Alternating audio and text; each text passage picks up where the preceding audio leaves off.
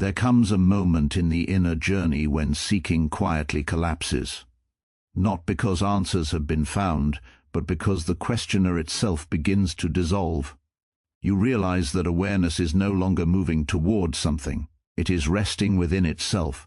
This is the final phase of awakening, where the boundary between observer and observed fades, and life is no longer happening to you but through you. At this stage, the world no longer appears as a collection of separate objects demanding reaction. Instead, it reveals itself as a living field, dynamic, responsive, and deeply intimate. What once felt external now mirrors your inner state with uncanny precision. Events, people, and challenges arrive not as accidents, but as expressions of a deeper order unfolding through your consciousness. You notice that effort becomes unnecessary. Control loosens its grip. The compulsion to define yourself by roles, wounds, or ambitions quietly releases.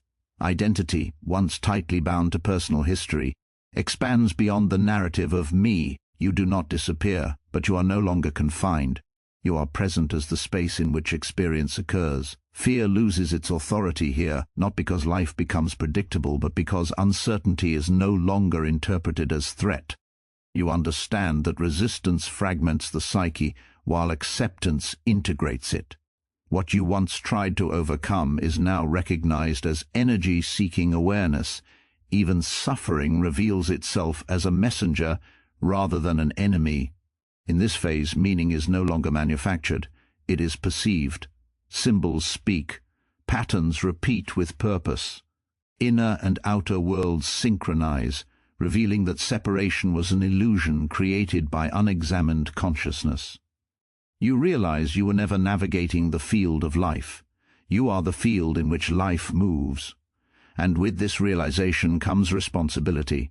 Not moral pressure, but existential clarity. Every thought, emotion, and intention subtly shapes the whole. You no longer ask how to change the world. You ask how to remain aligned, knowing that alignment itself is action. This is not an escape from humanity. It is a deeper embodiment of it. You feel more, not less. You care without attachment. You act without force. You stand at the center of your life, not as a controller, but as a conscious participant in a vast, unfolding intelligence. The final phase of awakening is not transcendence of life. It is intimacy with it. Awakening reaches completion when the seeker dissolves and awareness rests in itself, because the entire structure of striving has finally been seen through. For much of life, consciousness is oriented toward pursuit. It seeks answers, clarity, healing, purpose, and identity, believing that fulfillment lies somewhere ahead. This movement creates the sense of a separate self who must arrive at a destination. Yet the very act of seeking quietly reinforces division. There is the one who searches, and the thing that is searched for. Awakening matures when this division collapses, not through force or effort, but through recognition. As awareness deepens, it begins to notice that every experience, thought, emotion, memory, and sensation, arises within the same open presence. The seeker itself is revealed to be just another appearance within awareness, not its owner. The identity that once felt solid is seen as a pattern of conditioning formed through repetition, memory, and emotional attachment. When this pattern is observed without resistance, it loses its authority. Nothing dramatic needs to happen. There is no final achievement. The dissolution is quiet, almost ordinary, like realizing you were holding your breath without knowing it. When awareness rests in itself, it no longer needs to move toward meaning. Meaning reveals itself naturally through direct experience. Attention is no longer scattered between past regret and future anticipation. It becomes intimate with the present moment, not as a practice T as a default state. Thoughts still arise, but they are no longer mistaken for identity.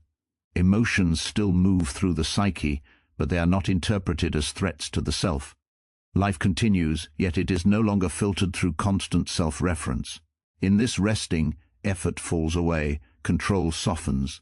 The nervous system relaxes because it is no longer defending a fixed image of who one must be. Awareness becomes spacious enough to allow contradiction, uncertainty, and paradox without collapsing into anxiety. What once felt like chaos is now recognized as movement within a larger coherence. Even inner conflict begins to integrate, as opposing impulses are held in a wider field that does not demand resolution. The dissolution of the seeker does not result in emptiness or detachment from life. On the contrary, experience becomes more vivid, perception sharpens because it is no longer distorted by constant interpretation. There is a subtle joy in simply being present, not as an emotional high, but as a steady sense of aliveness. Compassion arises naturally, not as a moral obligation, but as a recognition of shared being. The boundaries between self and other soften, allowing relationship without the need to dominate, impress, or withdraw. Awareness resting in itself is not a static state. It is alive, responsive, and dynamic. Action still happens, decisions are still made, and challenges still arise. The difference is that these movements occur without the burden of personal struggle. There is no inner narrator claiming ownership of every outcome. Life unfolds with a sense of participation rather than resistance. In this way, awakening completes itself not by adding something new, but by releasing the illusion that anything was missing in the first place. The world is perceived as a unified field, rather than separate external events when consciousness shifts from fragmentation to coherence. In ordinary perception, life appears as a sequence of disconnected moments, people acting independently, circumstances colliding randomly, and events arriving without inherent meaning. This fragmented view reinforces the sense of separation between the inner world and the outer world, between the observer and what is observed. Yet as awareness deepens, perception subtly reorganizes itself. The boundaries that once seemed fixed begin to soften, and experience is no longer interpreted as a collection of unrelated occurrences, but as expressions of a single continuous movement. In this way of seeing, the world is no longer something happening outside the self. Thoughts, emotions, sensations, and external situations are recognized as arising within the same field of awareness. The distinction between inner and outer loses its rigidity. A conversation, a sound, a memory, or a challenge are no longer treated as isolated phenomena demanding immediate reaction. They are experienced as patterns within a larger whole, each influencing and being influenced by the state of consciousness that perceives them. This does not deny individuality or physical reality. Rather, it reveals the underlying interconnectedness that was previously overlooked. As perception shifts, causality is felt more than intellectually understood. Events are no longer judged solely by surface logic, but sensed as carrying psychological and symbolic resonance. Repeating patterns in relationships, recurring obstacles, or sudden opportunities are seen as meaningful reflections rather than coincidences. The unified field reveals that life responds to inner alignment. When inner conflict dominates, the world appears hostile or chaotic. When inner coherence emerges, the external world reflects order. Even amid uncertainty, this perception changes the way responsibility is understood. Blame dissolves because there is no longer a rigid separation between self and circumstance. One recognizes participation in the field rather than control over it. Actions, intentions, and emotional states subtly shape the quality of experience, not through force but through resonance. The individual no longer seeks to manipulate outcomes, but to remain attuned to the deeper flow in which outcomes arise. Fear gradually loosens its hold in this perception. When events are seen as isolated threats, the nervous system remains in a state of defense.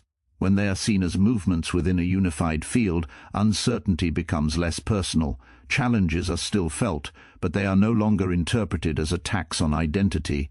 They become signals for adjustment, integration, or deeper awareness. Resistance gives way to responsiveness. Living from this understanding brings a quiet sense of trust. Not blind optimism, but an embodied knowing that life is not arbitrary.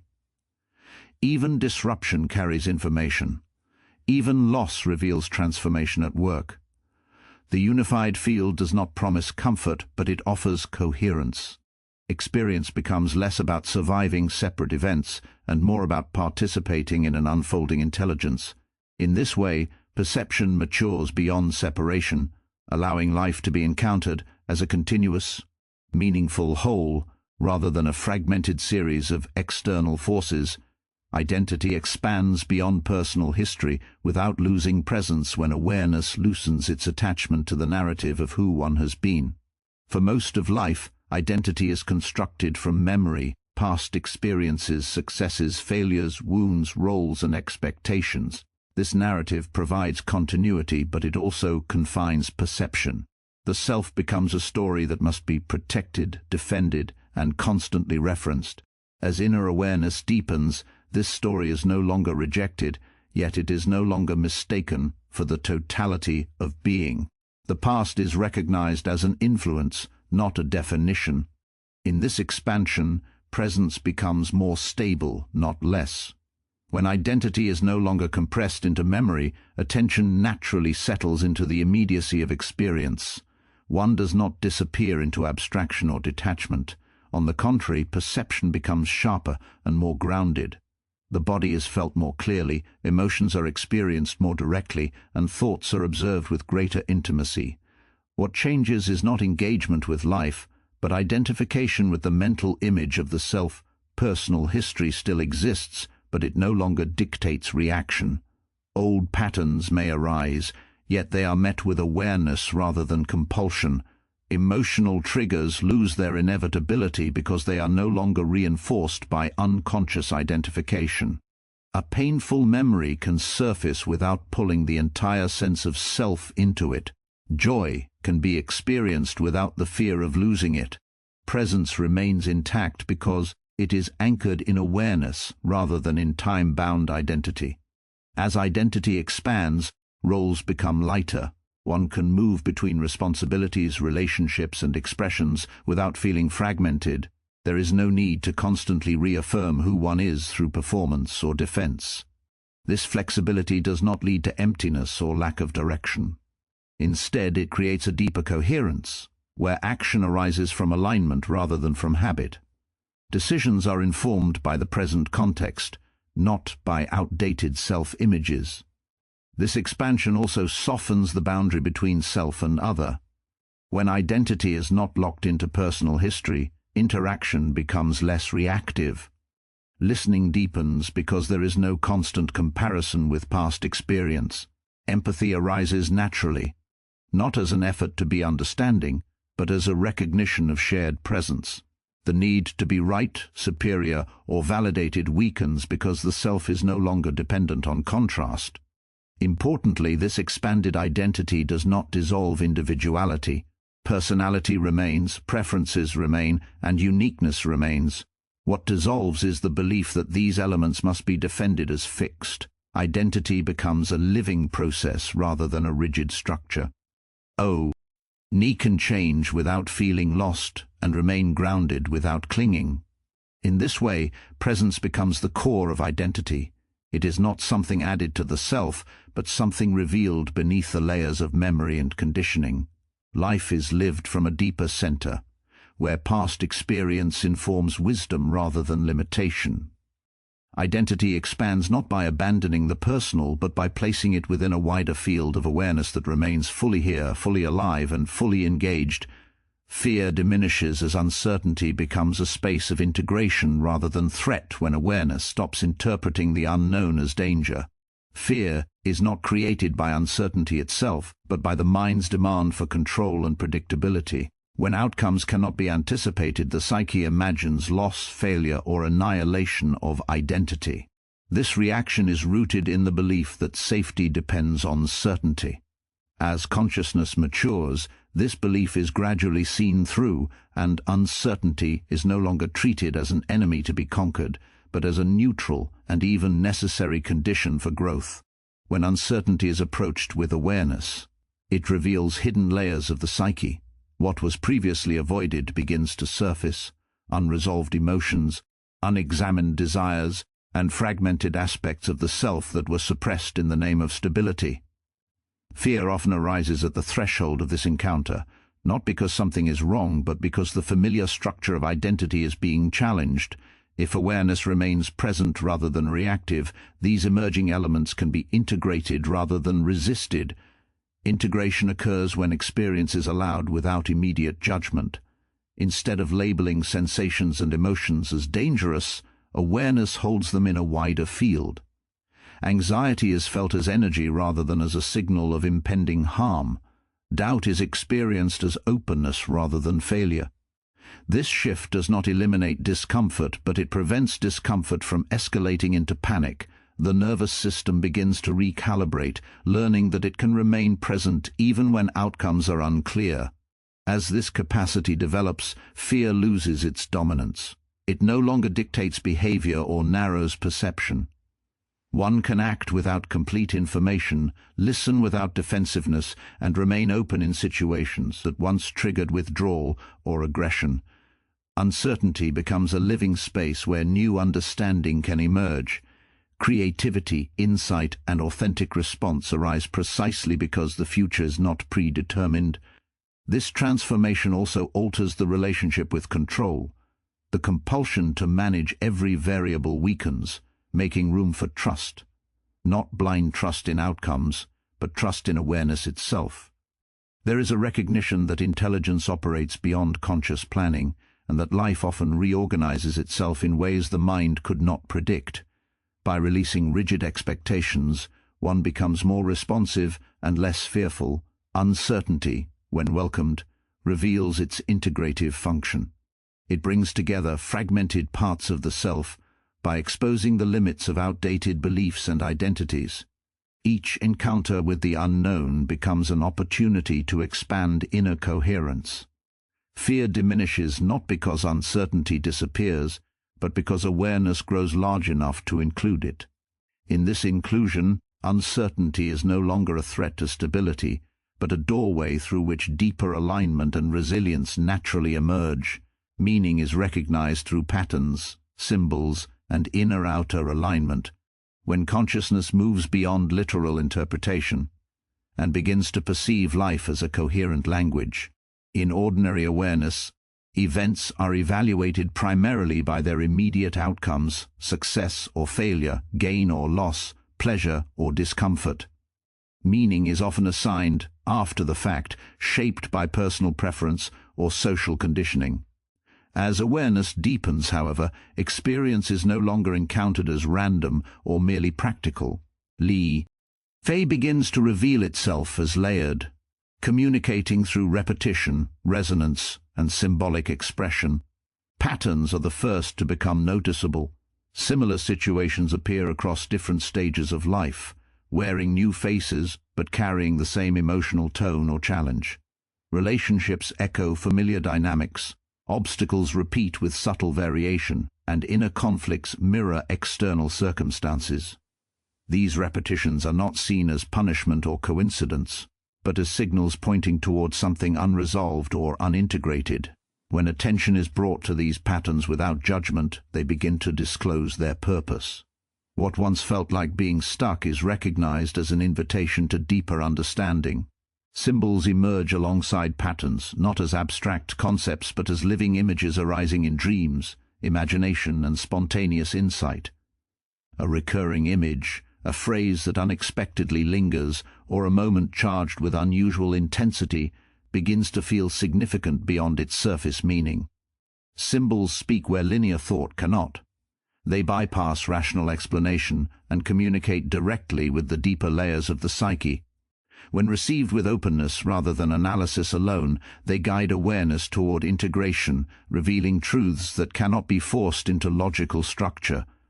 Inner-outer alignment is what allows these patterns and symbols to be recognized as meaningful rather than dismissed. When inner awareness is fragmented, external events appear chaotic.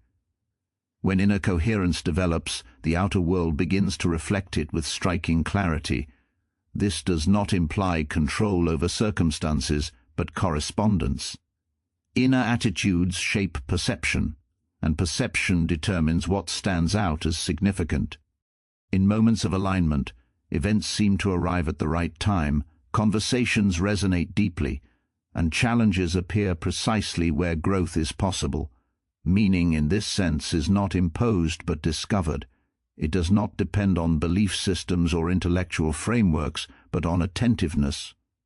When awareness is present and receptive, even ordinary moments carry depth. A chance encounter, a moment of stillness, or an unexpected disruption can reveal insight when inner and outer realities are in dialogue.